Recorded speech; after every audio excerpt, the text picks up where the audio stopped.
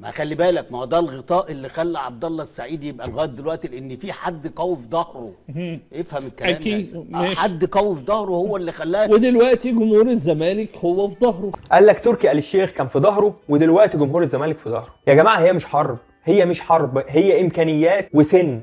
امكانيات وسن. زين الدين زيدان نفسه بامكانياته لما سنه كبر طلع وقال للناس يا جماعه جسمي ما بقاش قادر ينفذ اللي في دماغي. فهي مش عافيه، يعني هي مش محتاجه حد في ظهري يزقني وانا اصلا مش قادر امشي. السلام عليكم ورحمه الله، اهلا بكم في فيديو جديد. كالعاده ما تنساش قبل اي حاجه تعمل لايك وسبسكرايب في القناه. لا والاهم من كل ده تصلي على النبي. ويلا بينا نبدا الفيديو. كابتن ابو دهب، هل عبد الله السعيد سحب البساط من كل لعيبه نادي الزمالك في الفتره الاخيره اعلاميا وجماهيريا؟ انا قلت لك ان الصفقه دي شو اعلامي يا اسلام لمجلس الاداره. طب يعني هي يعني لا ما انا بكلمك. هو جايب واحد مبطل. انا مش هو جايب واحد من اهم اللعيبه. ما انا اجيبش لعيب في الكوره في مصر. يعني انت لما تجيب لعيب تستفيد منه 3 4 سنين. هو عبد الله السعيد لا مش انا ما بتكلمش. لا عبد الله السعيد كان لا ولا زال. لا معلش مع احترامي، عبد الله السعيد اسم كبير جدا. بس خلي بالك مع الوقت يا اسلام اللعيب برضه بينخفض مستواه. مش هتفضل على المستوى. هو عبد الله مش احنا مش هنقعد الا في حالتين. لا ما انا مش هنقعد نلعب على التاريخ الا في حالتين. ما انت ما عملتش الراجل يعني له غلط. عايز اقول لك اللي وراه اللي وراه اللي زي ما بقول لك كده مش هيساعدوه. انا بقول لحضرتك ما انت بتتكلم في بيراميدز لما كان معاه لعيبه كويسه، معاه لعيبه كويسه في بيراميدز افضل من اللي موجودين في الزمالك، وعبد الله ما عملش حاجه. لا مش كده ما عملش لا يا كابتن ماشي. لا كان مؤسس كان صداع لاي فرقه بتلعب. ولا الكابتن اسلام بيسال الكابتن ابو الدهب هل صفقه عبد الله السعيد شايفها صفقه مهمه؟ وهل عبد الله السعيد صاحب البساط من كل لعيبه نادي الزمالك الموجودين؟ طبعا هو مبدئيا يعني السؤال فيه تفخيم وفيه مبالغه كبيره قوي. صاحب البساط وكلام كبير كده على لاعب عنده 40 سنه، ده مبدئيا. فالمفروض دلوقتي ان الكابتن ابو الدهب يرد على السؤال اللي الكابتن اسلام ساله. فرد الكابتن ابو الدهب وقال ان هي صفقه اعلاميه وصفقه جماهيريه مش اكتر. وطبعا الكلام ده ما عجبش الكابتن اسلام ولا الكابتن رضا عبد العال، فشنوا الهجوم على الكابتن ابو الدهب ولا كأن عبد الله السعيد كريستيانو الكره المصريه. طب انا عاوز افهم حاجه بس، لما انت مش عاوز يقول رايه جايبه معاك في البرنامج ليه؟ وبتساله ليه لما اراءه كده مش عاجباك ومش مقتنع بيه؟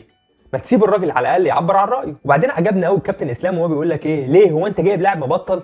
ايوه يا كابتن اسلام، لاعب مبطل، لاعب عنده 40 سنه من يوم ما طلع من الاهلي ما عملش اي حاجه. انا ما اعرفش انت بتدافع عنه ليه. وعجبني قوي برضو الكابتن ابو الدهب وهو بيقول عبد الله السعيد كان في بيراميدز كان معاه لعيبه احسن من اللعيبه اللي في الزمالك دلوقتي، عمل معاهم ايه او حقق انجاز ايه؟ لا حقق انجاز فردي ولا حقق انجاز جماعي. فالكابتن رضا اكتفى بانه يقول لا ده كان صداع لاي فرقه بيلعبها. انا بصراحه ما اعرفش مصطلح كان صداع لاي فرقه بيلعبها ده عباره عن ايه. وبعدين يا كابتن رضا صداع لمين معلش؟ تقصد الاهلي؟ جاب في الاهلي جول واحد من ضربه جزاء في 4 5 6 7 ماتشات، جول واحد من ضربه جزاء، لكن غير كده ما عملش حاجه لا قدام الاهلي ولا قدام الزمالك، ولا خد دوري ولا خد افريقيا ولا خد كاس ولا خد اي بطوله ولا نافس على اي بطوله اصلا. فواحده واحده بس كده وبالعقل قبل ما تدافعوا عنه، هي في الاخر صفقه جماهيريه واعلاميه مش اكتر. اوكي ماشي.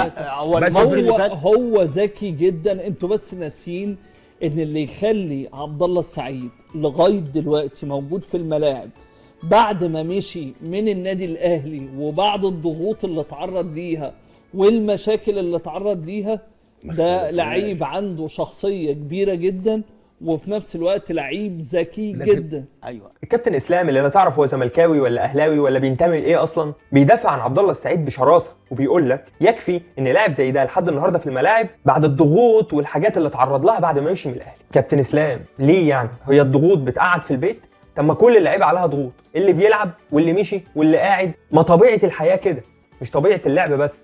وبعدين ثواني عبد الله السعيد اتمارس عليه جميع الضغوط بعد ما مشي من الاهلي. طيب بعد ما تحمل هذه الضغوط، يعني بعد عبد الله السعيد ما تحمل هذه الضغوط، انتج ايه بقى؟ طلع ايه في الاخر؟ بيلعب زي اي لاعب في الدوري. ده محمود حماده بينضم للمنتخب وهو لا، بعد ما كان اللاعب الثاني في منتخب مصر بعد محمد صلاح. فما تجيش تقول لي اتمارس عليه ضغوط ويكفي ان هو بيلعب لحد دلوقتي. يعني في الاول وفي الاخر بضغوط من غير ضغوط هو ما قدمش حاجه تذكر بصراحه. انا ما اختلفتش معاك، بس مين اللي احتضنه بعد ما مشي من النادي الاهلي؟ المستشار تركي آل الشيخ هو اللي احتضنه وهو اللي اداله الثقه دي، وهو اللي قال له حتى لما جه النادي الاهلي سابه وداه فين؟ وداه بولندا باين فنلندا واخد بالك. ولما جه والنادي الاهلي ما رضيش خده فين؟ اهلي جده. ولما جه جابه من اهلي بس هو جده لعيب على كبير بيراميدز. يا ما اختلفتش معاك، ما بص مم. ما خلي بالك، ما هو ده الغطاء اللي خلى عبد الله السعيد يبقى لغايه دلوقتي، لان في حد قوي في ظهره. افهم الكلام أكيد، يعني. ماشي. حد قوي في ظهره هو اللي خلاه. ودلوقتي جمهور الزمالك هو في ظهره. قال لك تركي آل الشيخ كان في ظهره ودلوقتي جمهور الزمالك في ظهره. يا جماعه هي مش حرب، هي مش حرب، هي امكانيات وسن.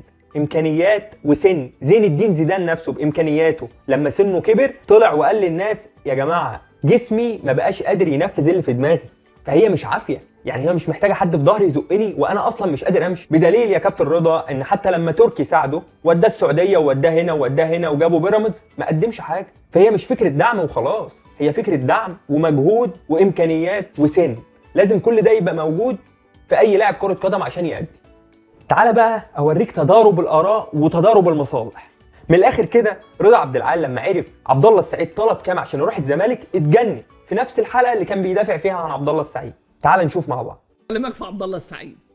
ماله عبد الله السعيد؟ عبد الله انا لو منهم اقسم بجلاله الله، عايز تبطل عندنا تعالى يا عم ببلاش واحنا هنكرمك يا عم، نبقى نقدره بعد كده، بس ما ياخدش الرقم ده اللي هو في السن ده اللي انتوا قلتوا عليه، اللي هو كام؟ 15 مليون 12 مليون واحد، ولو 7 مليون كتير. ده عبد الله السعيد يا عم ده بيبطل في نادي الزمالك، ده شرف لاي حد. بس هو قيمه كبيره يا حبيبي ما اختلفتش. لاي مكان. طب ايه اللي خلاه يساب بيراميدز وهو هناك التوت فرونت؟ عشان هو عايز يكون موجود يبقى في الحاله دي ما ياخدش. طب ما هو اتنازل يا كابتن رضا. نازل عن ايه؟ عن لازم يتنازل كمان لنادي الزمالك ان هم يقدروه يدوا له 5 مليون. 20 مليون يا كابتن. ما تعاقدش معاه والله، ما تعاقد معاه. لا انا اتكلم كابتن عبد الله كان اسمع بقى الكلام. لا مع انك انت اشدت بيه يعني اشيد بيه لان هو مهما كان عبد الله، بس انا بقول لك ايه. لا انا بقى اللي بقول لك ايه، خدت بالك لما الكابتن رضا عرف ان عبد الله السعيد طلب 20 مليون جنيه علشان يجي نادي الزمالك، 20 مليون جنيه علشان يوقع لنادي الزمالك وهو عنده 40 سنه ولا بينضم في منتخب مصر ولا هداف الفرقه ولا واخد الدوري في اخر مثلا 3 سنين ولا نافس على اي بطوله. لاعب عنده 40 سنه مع احترامي الكامل لتاريخه ولا كاريره السابق مضى في الزمالك ب 12 مليون جنيه. طبعا ده الكلام اللي احنا عارفينه، ما نعرفش بقى تفاصيل الصفقه وليه نسبه في الاعلانات وليه نسبه في ايه وليه نسبه في ايه ونسبه المشاركه والكلام ده كله. لا والمصيبه ايه؟ كابتن اسلام بيقول لك ان هو عبد الله. يعني ايه يعني عبد الله؟ ليه يعني يطلب 20 مليون؟ ليه؟ ده عبد الله بيقدم مستوى اقل من اي صانع لعب في الدوري المصري. ده على كده محمد مجدي قفشه عملوا له تمثال بقى. وبعدين غيره الكابتن رضا وحرقته دي مش من فراغ، مش عشان نادي الزمالك بس، لا علشان هو لما كان في نادي الزمالك وكان قد عبد الله 100 مره في اللعب ما كانوش مقدرينه وما كانوش بيدوا له 2 مليون على بعض اصلا، لدرجه ان هم ما رضوش يجددوا معاه ومشوه قبل القيد ما يقفل بيوم وما ايدهوش في القايمه. عشان كده راح الاهلي وقال لك الزمالك ما قدرنيش. فلما يعرف ان لاعب هو كان اصغر منه بمراحل وكان اهم لاعب وكان اهم صانع لعب في مصر ايامها يعني بيتشرط على الزمالك وبياخد 20 مليون، لازم تلاقيه بالمنظر ده.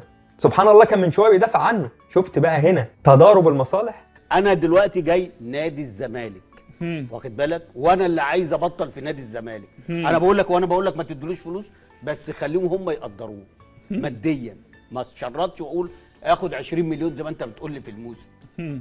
واخد بالك، حتى لو هو هيبقى له دور الفتره اللي جايه، هيبقى انت السنه الجايه تعوضه بقى.